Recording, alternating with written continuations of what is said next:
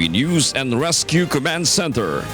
This is Y News with Angelo Castro III and Gerry Alcantara. Good evening. The government plans to come up with an established protocol once the European Union and the United Nations push through with their own inquiry on the alleged human rights abuse and vigilante killings in the country. Rosalie Cos will tell us why. Well, na-clarify namin, for example, kung ano talaga yung next step to take, whether DFA or Malacanang will give the invitation. Once that's transmitted, so mag-i-start na yung consultation process, no? There is no specific date yet as to when the representatives of the United Nations and the European Union will visit the Philippines following President Rodrigo Duterte's invitation. Before it happens, the Philippine government, the EU, and the UN must first have some terms of reference or the established protocols for the visit and for the investigation on the alleged rights abuse and vigilante killings in President Duterte's anti-illegal drugs campaign. Included in the consultation will be the specific time of the visit, the people who will be investigated or probed, and the places that the EU and UN representatives will visit. The one-way street, no? There's a two-way discussion, consultation, and at the end, both sides has to have to agree to these terms of reference. So that's the established protocol, no, that has to be observed. Last week, President Duterte ordered Executive Secretary Salvador Medialdea to prepare an invitation for EU and UN and even for US President Barack Obama to visit and conduct an investigation in the Philippines on a condition that they will also be asked by President Duterte in an open forum. Rosalie Cos, UNTV News and Rescue, Malacanang. President Rodrigo Duterte plans to open an alliance with China and Russia in terms of trade and commerce. Rosalie Cos will tell us why. President Rodrigo Duterte aims to promote good relations with China and Russia. In his speech this afternoon, President Duterte says he has spoken with Chinese President Xi Jinping. I'm going to China. I will open up all avenues of trade and commerce. They can come in. However, President Duterte clarifies that he is willing to sign a 60-year contract to build factories but will not allow selling of land properties to Chinese investors. I can give them 60 years plus another 60 years. By that time, you won't need your factory here already. Bigyan ko 60 years, renewable for 60 years. Eh, bakit pa sila magbili ng lupa? Aside from this, President Duterte also had a one-on-one conversation with Russian Prime Minister Dmitry Medvedev and was able to express the kind of alliance he wanted to have with America as well as Russia. Oh, nag-one-on-one. Matagal kami, sabi ko na I think I'm about to cross the Rubicon between me and the United States, at least for the 6 years. I would need your help in everything, trade, commerce, and I will open up. President Duterte once again says that he doesn't intend to break ties with America, but he also does not want military alliances with them. Rosalie Cos, UNTV News and Rescue, Malacanang. The Philippine government is now working on sending back the smuggled trash from Canada as the court so ordered. Ray Pelayo will tell us why. The Philippines is now coordinating with the Canadian government on how to send back the trash that was illegally shipped into the country 3 years ago. The Bureau of Customs said there are still less than 100 container vans remaining because no other local government unit would accept it for disposal. We cannot just go to any place and dispose that. There's a process. We need to request permit, lahat ng bayan na dadaanan, and then yung lugar, may kontrata yan, yung paano siya i-dispose, may permit dapat yung LGU.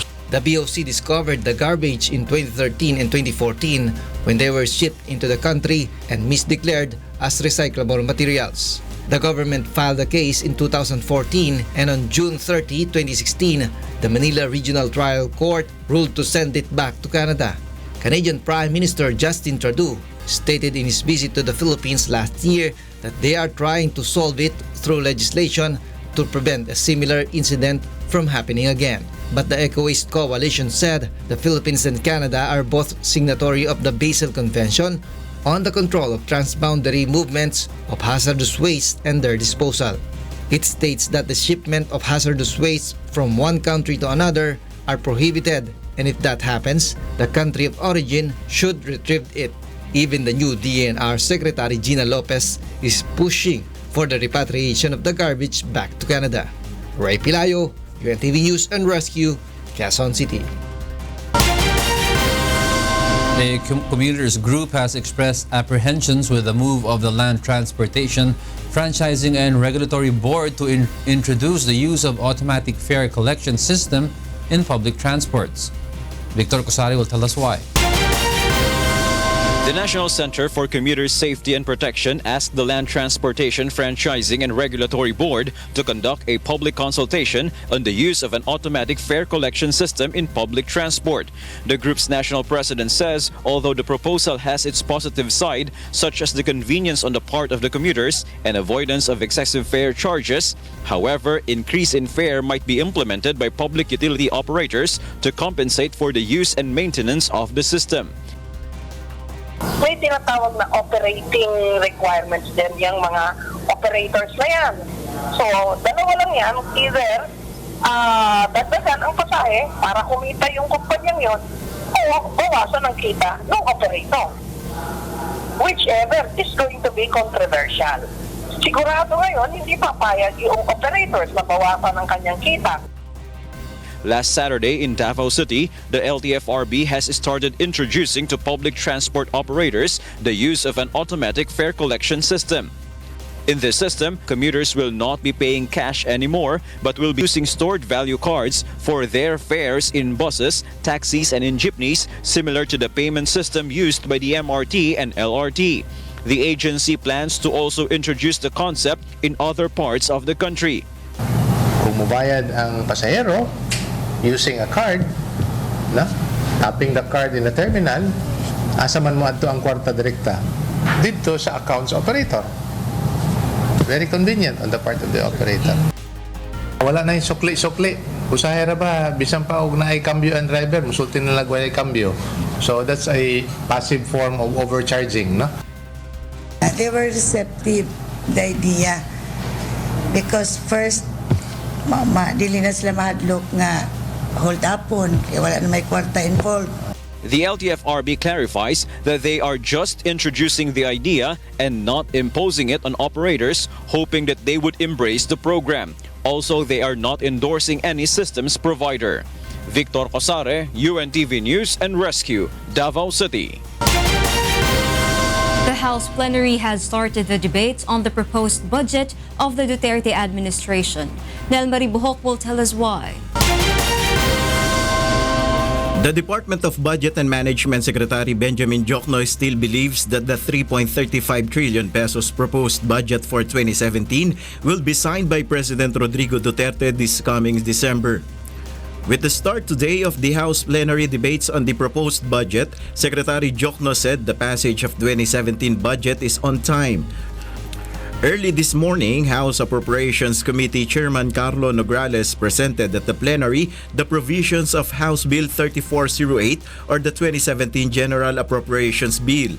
These include the allocation of almost 7 billion pesos for the education sector, where 37,000 classrooms will be constructed for the full implementation of K-12 program. 7 billion pesos will be used to hire doctors that will be sent to remote areas that need medical attention. Also, 50.2 billion pesos are allocated for PhilHealth beneficiaries.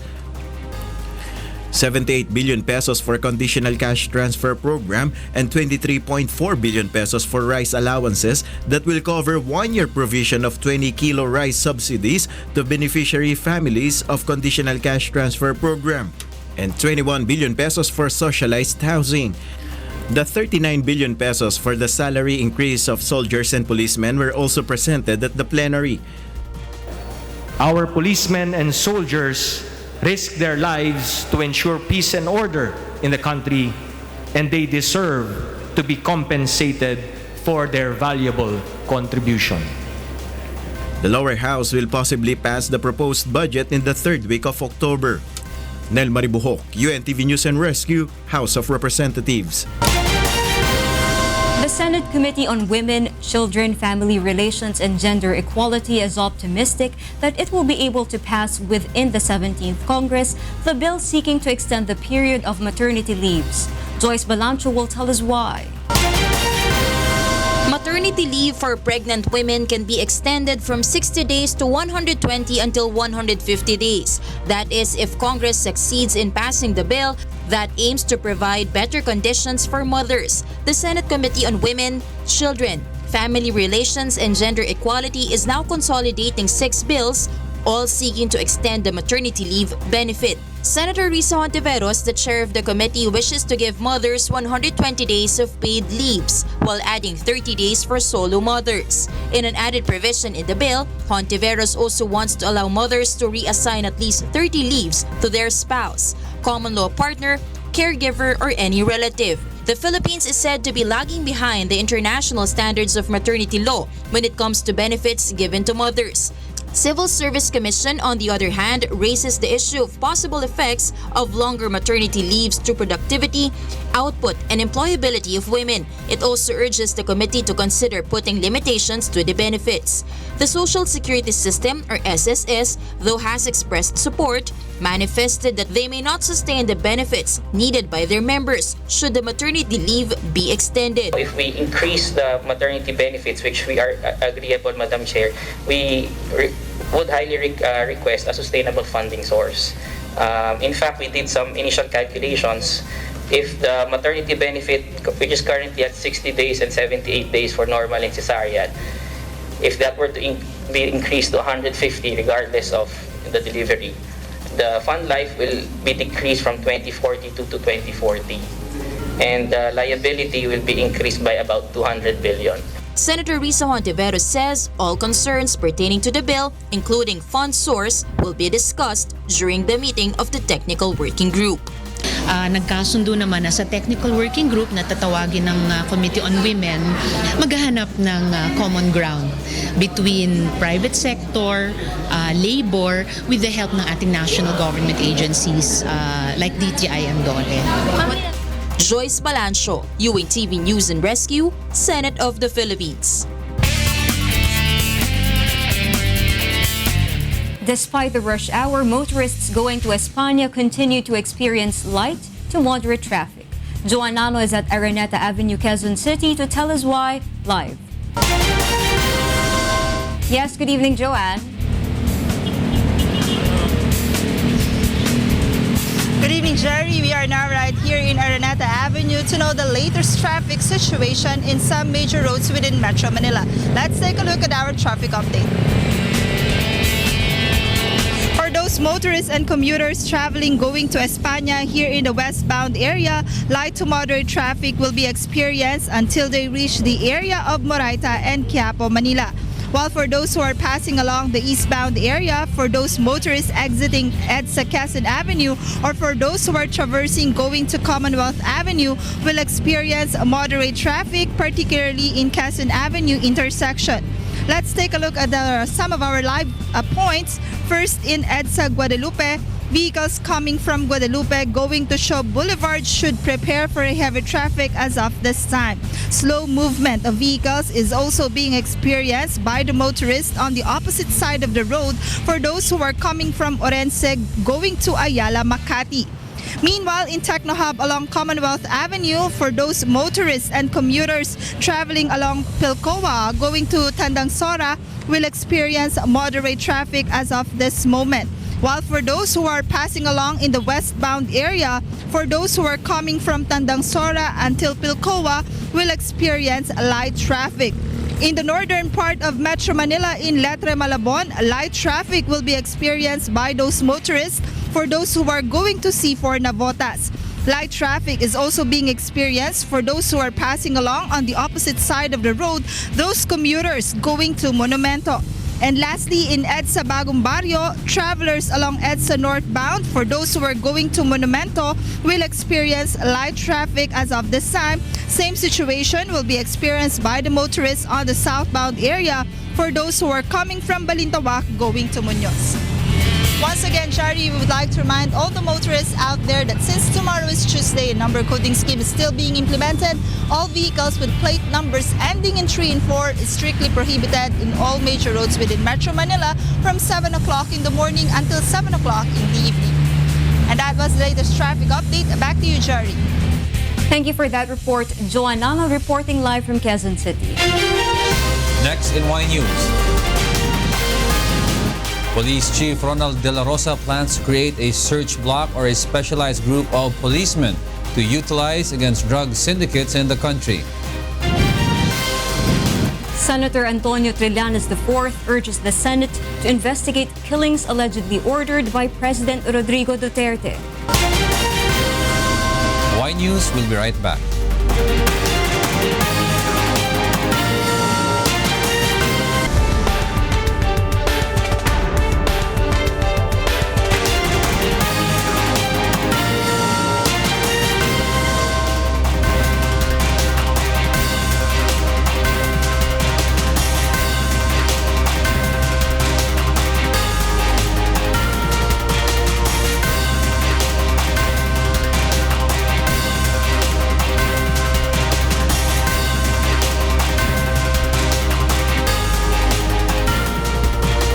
After attending the counter-terrorism conference in Colombia, Police Chief Ronald De La Rosa plans to create a search block or a specialized group of policemen.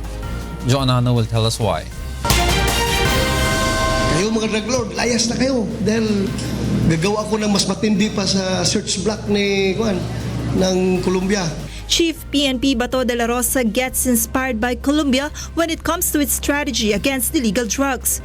This prompts the PNP chief to emulate the formation of a search block or specialized group of the uniformed personnel that will focus on the country's war against illegal drug syndicate in the country. However, De La Rosa refused to give more details about this matter. He says the search block of the National Police of Colombia has killed the drug lord Pablo Escobar on 1993 and exterminated the Medellin and Cali drug cartels. The chief PNP admits that the laws in Colombia and Philippines are very different. Just like the wiretapping law where the authorities in Colombia can snoop on the conversation of the suspected drug lord, which is contrary to the Philippines where it is strictly prohibited.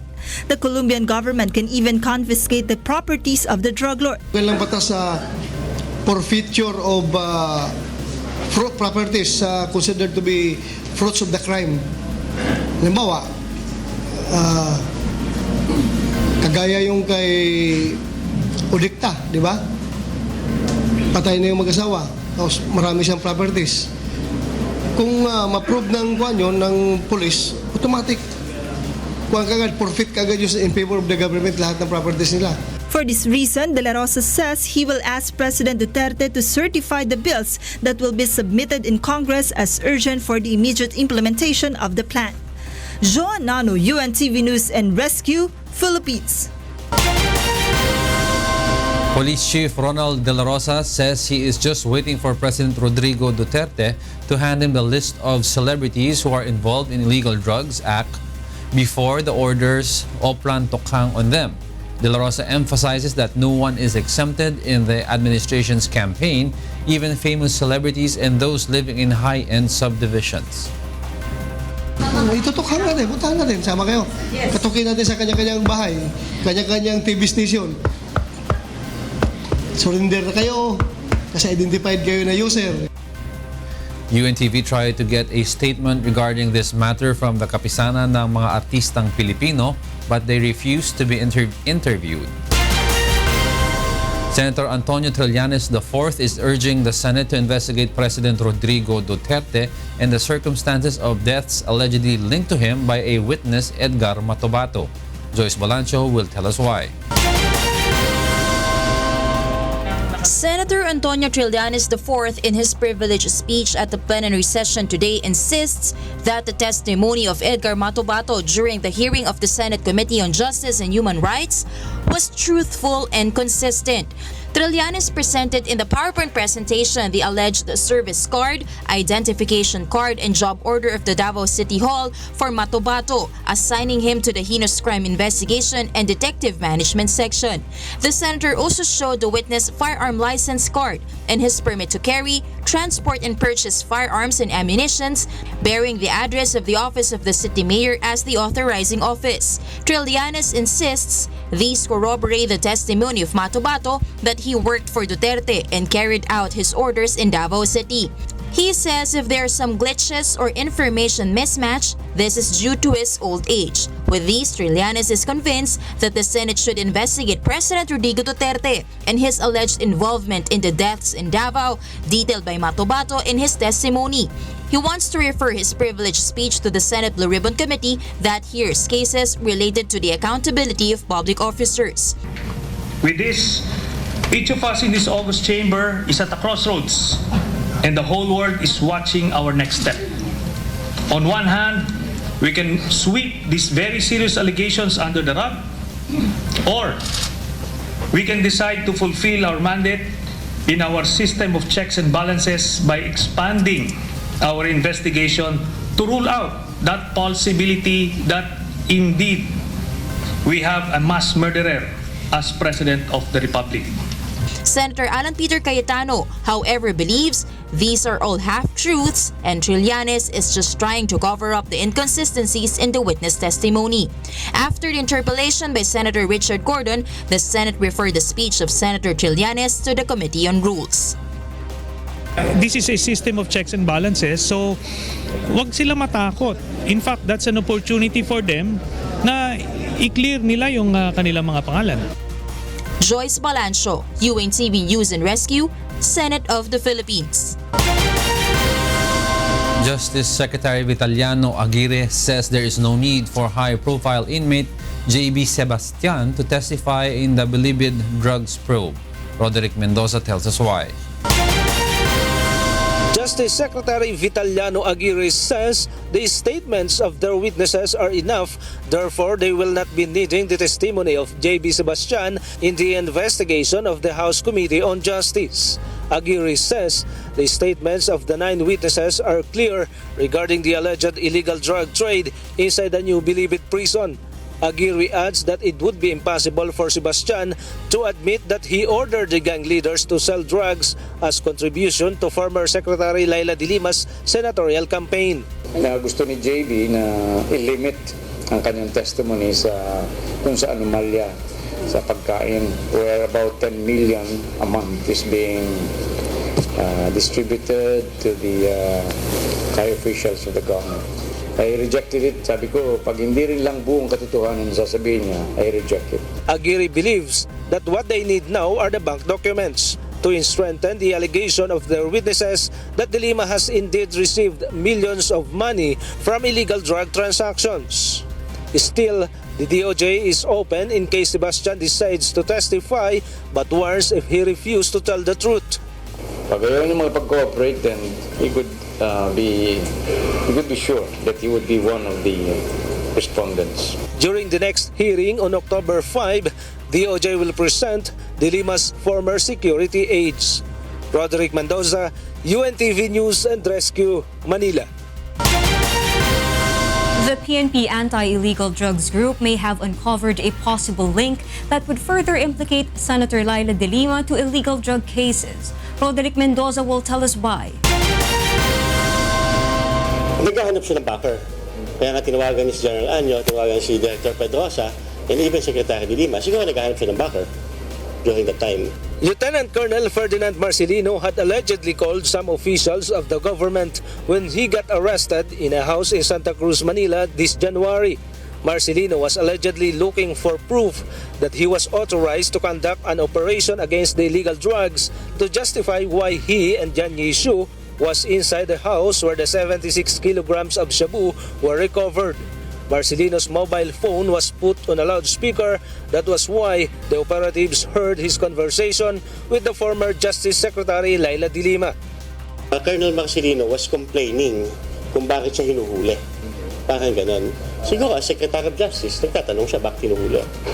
According to the records of PNP, De Lima even visited Marcelino when he was detained in the custodial center at Camp Crame. Marcelino confirmed the visitation and conversation with De Lima. Paliwanag ko lang din sa kanya ang facts of the case nung kaso ko. The PNP will present the recordings of Marcelino and De Lima's conversation as evidence to his possession of illegal drugs case. Meanwhile, the DOJ has asked the Manila RTC for 10 days to respond to the appeal of Marcelino to dismiss his case. Roderick Mendoza, UNTV News and Rescue, Manila.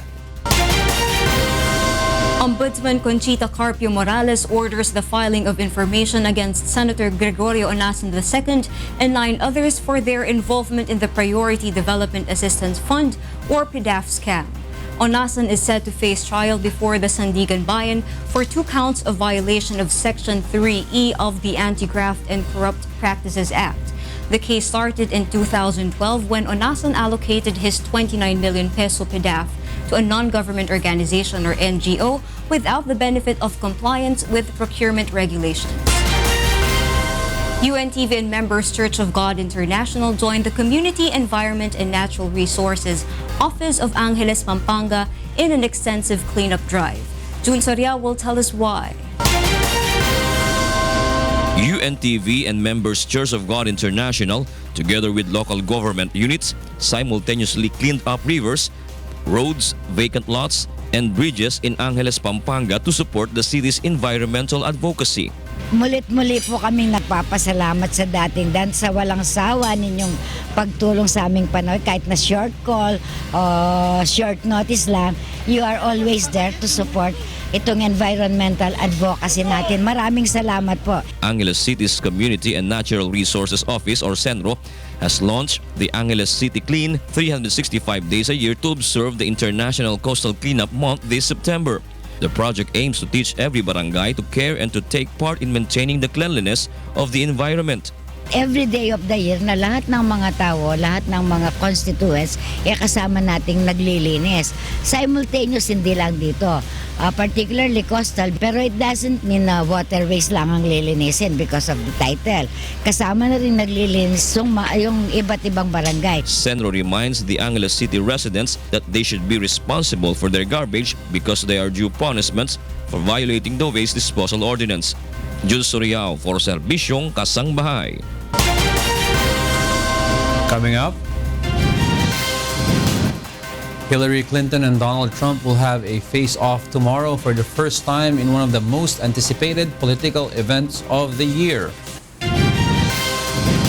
And all cameras begin rolling for Kuya Daniel's Isang Araw the Movie Part 3. More from Y News after this break.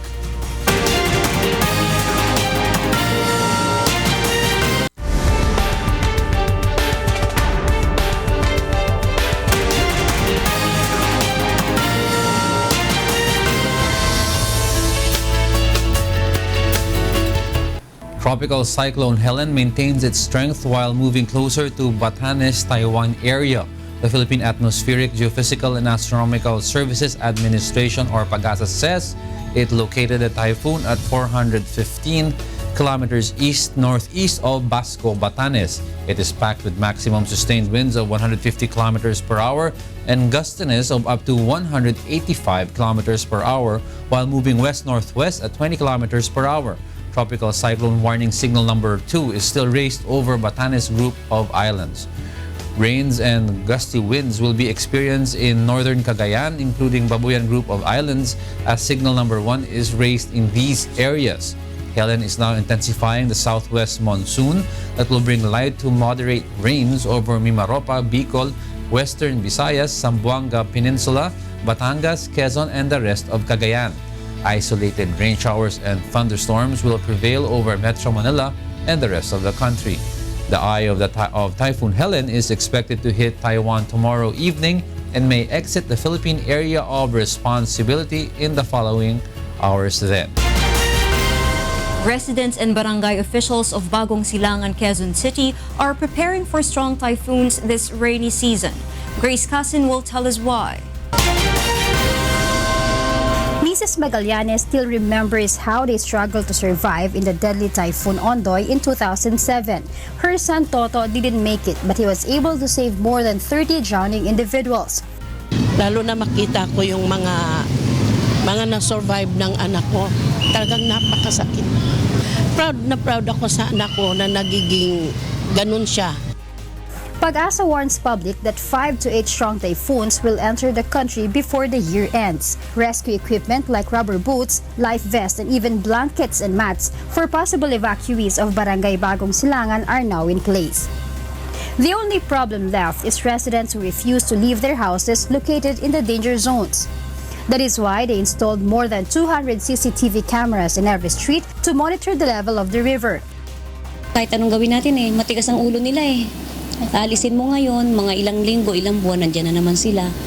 Captain Beltran reminds residents to follow the instruction in case there is an evacuation announcement during typhoons to prevent accidents. Grace Casin, UNTV News and Rescue, Quezon City. The Department of Health is strictly monitoring a pregnant woman in Cebu who is confirmed to have tested positive of Zika virus. Mirasol Abugadil will tell us why. Department of Health confirms that the previously reported case of the 22-year-old woman from Cebu is 19 weeks pregnant or already in its 5th month of pregnancy. They are closely monitoring her pregnancy on her first child. According to DOH spokesperson Dr. Eric Tayag, although there are no indications that the baby in her womb is infected of the virus, they will be monitoring the development of the child. Winika ni Dr. Gundo Weiler at ni Secretary, karaniwan naapektuhan yung utak sa first trimester, first 13 weeks, nasa 19 weeks na to. Kaya lang masyadong maagang sabihin, kahit na yung ultrasound niya ay nagpapakitang wala namang abnormality yung fetus. So ito, regular na imo-monitor pa rin hanggang siya ay makapanganak. DOH already stated before that pregnant women who get infected at any time during their pregnancy have increased risk of giving birth to babies with defects. At sana hindi magkaroon ng komplikasyon, masyado pang maaga sapagkat ang naiulat po sa Zika, kahit na anong stage sa pregnancy ay pwede pa rin magkaroon ng risk na magkaroon ng komplikasyon katulad ng microcephaly.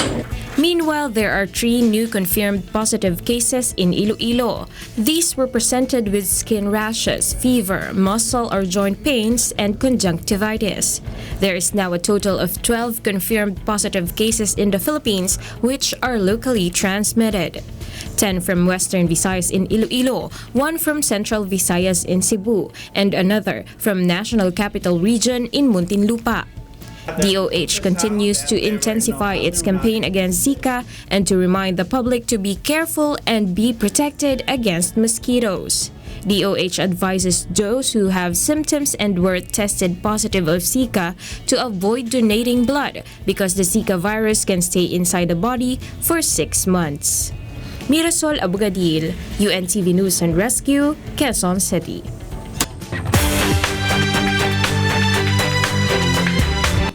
Residents in Australia remain stranded while a sweeping sandstorm hits China. Nina Bascon tells us why. In China, a powerful sandstorm swept through the administrative zone of Lenghu in Haichi Mongolian and Tibetan Autonomous Prefecture in northwest China's Qinghai province on Sunday afternoon. An amateur video shows the strong storm whirling sand and leaves, blotting out the sun and darkening the sky. Motorists were affected by the sandstorm as visibility dropped to less than 50 meters. In America, residents were told to evacuate certain parts of Cedar Rapids, Iowa on Sunday evening due to the risk of flooding from the rising Cedar River. We really need you to evacuate later today. It's important for your safety, and it's so important for the safety of the emergency personnel. We do not want to put them in harm's way. City officials and volunteers have been working for days to build a temporary system of levees to try to contain the impending flood waters. This is the last day to get all the work done that needs to be done. In Australia, residents in and around the central western New South Wales town of Forbes remain unable to access their properties as floodwaters peaked on Monday. Though rain has eased, the floodwaters are expected to linger for a few more days, and an evacuation order remains in place, forcing residents to take to water in boats to get around. The State Emergency Service said the Lachlan River peaked on Sunday night at 10.67 meters.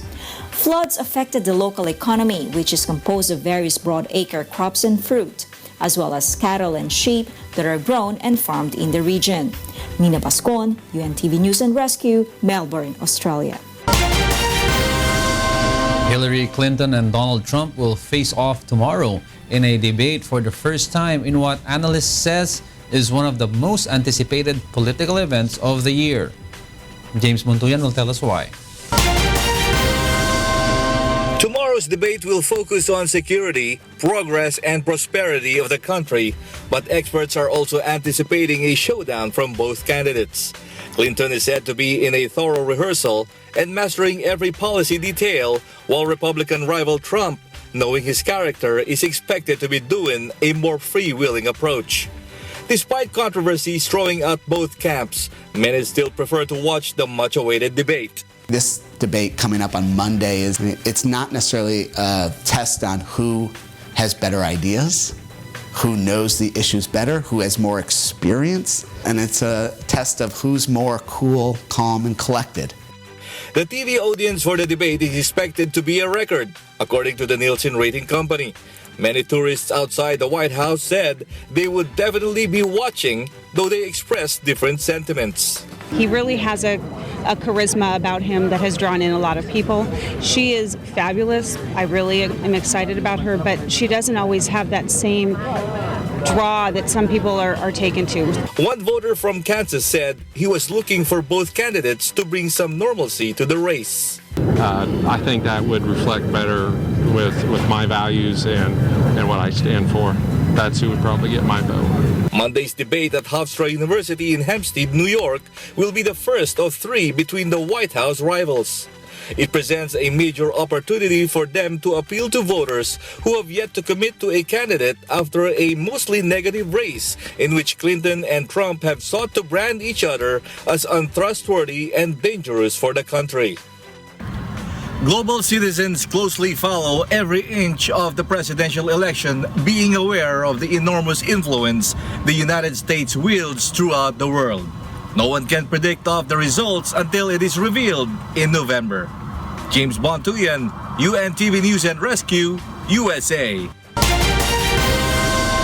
The United Nations is holding a series of secret ballots in a bid to reach consensus on a candidate to replace UN Chief Ban Ki-moon of South Korea, who will step down at the end of 2016 after 10 years in service. Ban was selected as the first Asian head of the organization in 35 years. Many analysts say there is a good chance that the next UN chief will come from Eastern Europe, which has not yet produced a Secretary General. But tension between Russia and Western permanent members could potentially lead to a deadlock over an Eastern European nominee. If that is the case, candidates from other regions will be seriously considered. A Secretary General is appointed by the General Assembly on the recommendation of the 15-member Security Council. The selection is subject to the veto of any of the five permanent members of the Security Council: China, Russia, Britain, the United States, and France.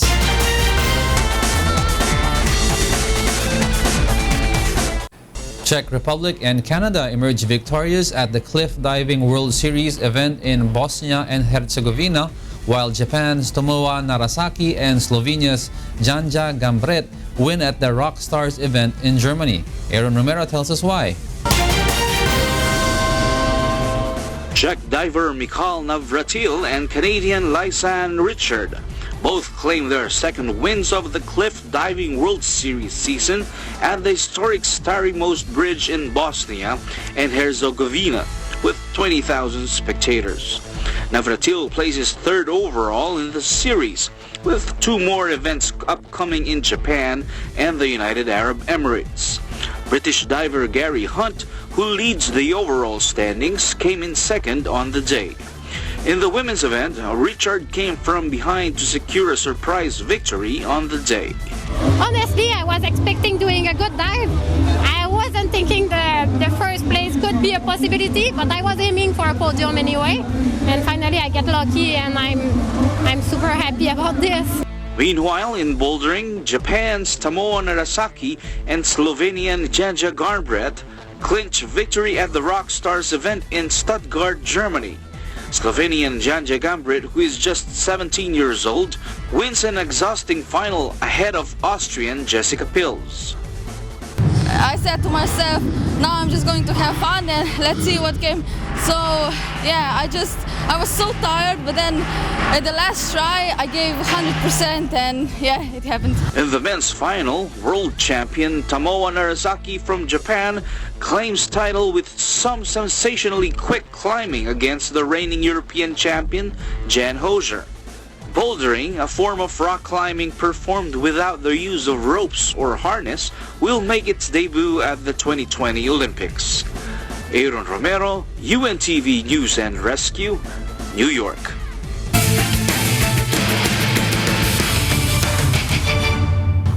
The Ombudsman Graphbusters records their first ever win since the team joined the UNTV Cup 2 years ago. Bernard Dadis tells us why. They're expecting him to napumutok. Ayan, 3-pointers na sinasabi niya. Nikitang bola MC Caceres pero he regains Ronnie Zagala with it. The Ombudsman Graphbusters recorded their first ever win in 2 seasons at the League of Public Servants as they defeated the Senate Defenders in a neck-on-neck fight in Sunday's first game at the University of Makati Gymnasium. Well, masaya. Sobra saya namin. Nabutas na namin yung 0. Lucky charm ko, si Sir Ray naglaro, si Sir Ryan naglaro na. So, panalo. Hopefully, magtuloy-tuloy yung mga winning game namin. Ayun lang. Thank you so much. Manood po lagi ng UNTV Cup. 6'3" forward Mark Anthony Marcos led the Graphbusters by making 19 points, 9 rebounds, and 3 steals and was hailed as the best player of the game. In addition, team manager and Seasons 4 coach assistant prosecutor Ryan Ray Kilala played for the first time and contributed to the win. Kinulang kami sa lineup, so kailangan mag-suit up for the game. So para sa team, sige maglalaro. Okay lang. It was not, however, an easy battle for the Ombudsman as the defenders controlled the first quarter 22-17. The Ombudsman attack in the second quarter improved as they were able to get close 36-all. In the middle of the third quarter, the Graphbusters were ahead by 9 points with 11-0 run. However, the defenders immediately caught up and stole the lead 57-53. After more than 6 minutes in the fourth quarter, the Senate was stuck at 57 points and the Ombudsman once again attacked with a 17-0 run until the last buzzer of the ball game, 75-67. Senator Joel Villanueva led the defenders with 13 points, 3 of which from the Rainbow Country, while Senator Sani Angara added 9 points. It was the Senate defenders' second loss this season. The Ombudsman Graphbusters will face the MMDA Black Wolves next on October 16 at the Pasig City Sports Complex, while the Defenders will play the Malacanang Kamao on October 9 at the Pasig City Sports Complex. Bernard Dadis for UNTV Cup Season 5. Around 10,000 pilots gather above the French Alps. Meanwhile, in China, people anticipate the completion of a bridge. Nina Armelia will tell us why. In Hong Kong, the construction of the 55-kilometer-long Hong Kong-Zhuhai-Macau Bridge is drawing to a close, with the main bridge, the undersea tunnel, and the 2 artificial islands to be completely connected on Tuesday morning. Connecting Hong Kong at its east end and Zhuhai and Macau at its west end, the bridge will play a significant part of the expressway in the Pearl River Delta Regional Transportation Loop, connecting the east and west banks of the Pearl River.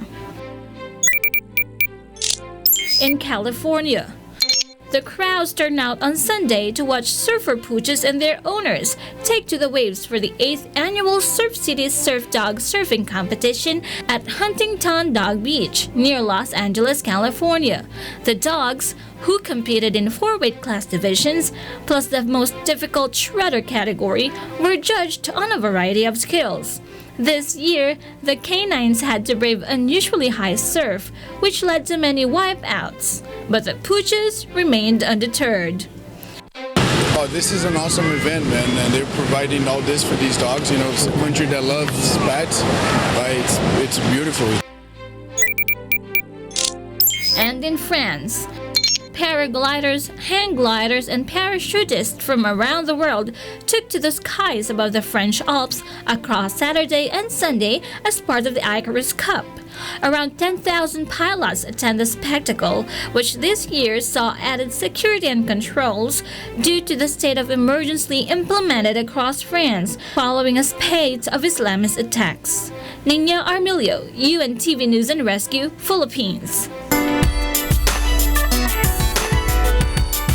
Pinoy Pride Acapelago is no doubt the best a cappella group in the Asia-Pacific region. Robert Navoa tells us why.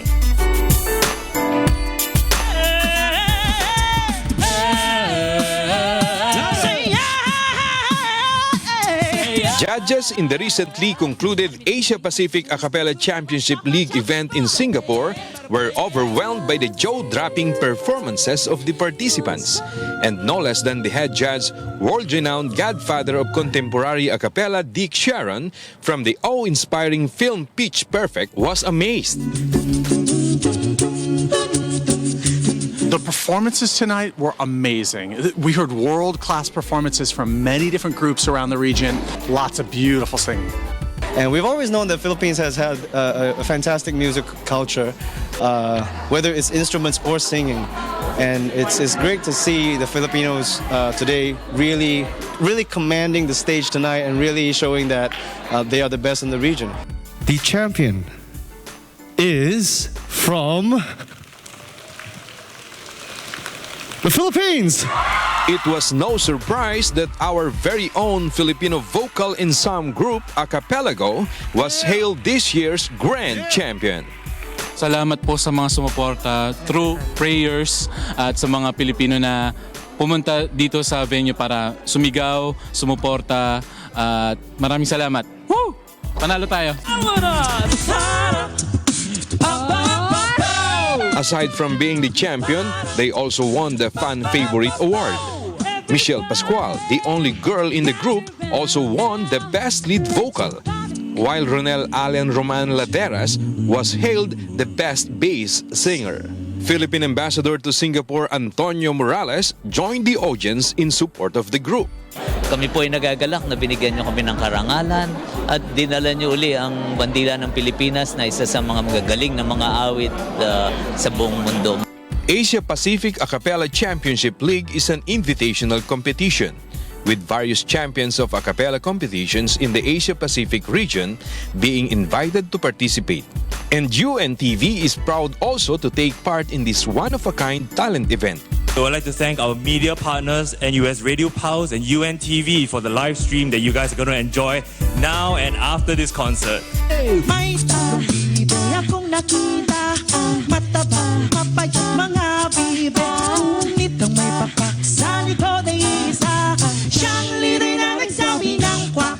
The group is so proud of their performance, more so for bringing honor to the Philippines as the champion in this year's A Cappella Championship here in Singapore.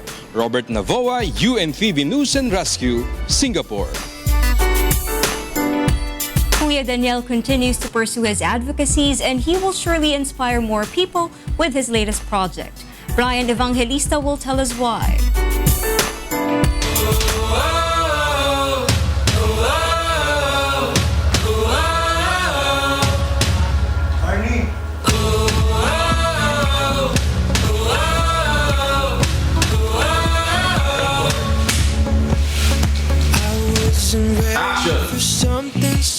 Veteran comedian Bayani Agbayani is elated with his role in the sequel of Isang Araw the movie.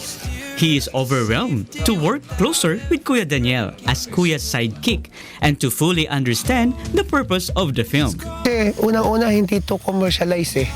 Ginagawa niya to for the love. Ginagawa niya to kasi yung tema at alaman ng pelikula, alam niya makakatulong sa mga makakapanood. He is amazed with the story's plot as it reflects the truth behind what's happening in our society at present that is unknown to many. Nagiging curious ka na panoorin yung pelikula dahil gusto mong malaman ano ba talaga yung nangyayari sa lipunan natin. So kung mapapansin mo, nagre-research yung production. Alam nila yung dapat na mapanood ng tao at dapat na may matutunan sila at dapat na may malaman sila na mas malalim. Action star Jess Lapid, who plays as Kuya Daniel's best friend, is also taking part in the film for the second time. He says it excites him to play a role far from his usual roles of hardcore tough guy. Malayo nga yung character ko from 2 sa ngayon, parang malaki yung cambio. So medyo light yung character ko ngayon. Pero hindi pa natin alam kung magkakaroon ng twist. Alam naman si Kuya pag laging may surprise attack na lagi nang bubulaga. Meanwhile, teen star Marlo Mortel, who gained popularity as a heartthrob in TV series, says he is challenged by his special role in the movie as the son of Kuya Daniel. Good boy ako dito na parang I stand for what's right. Gano'n. So, kailangan pinag-alakan ko ano yung tama. Kakaiba to na role sa akin. Kasi usually, puro pa sweet, minsan drama. Pero ito, kung paano yung isang kabataan ngayon na pwede maging pag-asa in the future. If you enjoyed and was inspired by the 2 previous movies, don't let part 3 of Isang Araw the movie pass without seeing it. Aside from its star-studded cast, it's truly an advocacy film for the people. Brian Evangelista, UNTV News and Rescue, Tagaytay. Those are the reasons behind the news, September 26, 2016. I'm Angelo Castro III.